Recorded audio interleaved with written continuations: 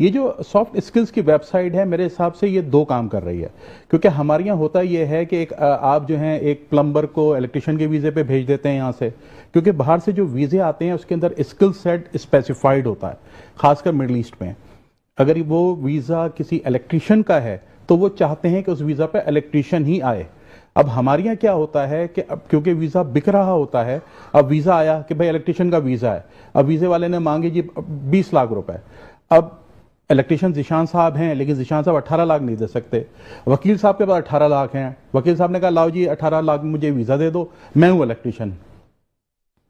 तो soft skills में जाने से ये भी फायदा होगा कि इस बात का भी तयन होगा कि जिस कैटेगरी में आपका वीज़ा इशू हुआ है, क्या आपके पास उसकी स्किल्स मौजूद हैं, क्या आप किसी अपने एम्प्लॉयर को कोई धोखा तो नहीं दे रहे हैं, क्योंकि पाकिस्तान से ये बहुत ज़्यादा हुआ है, इवन यूएई के लिए, सऊदी अरब के लिए, कि वीज़ा कोई और बंदा कोई और।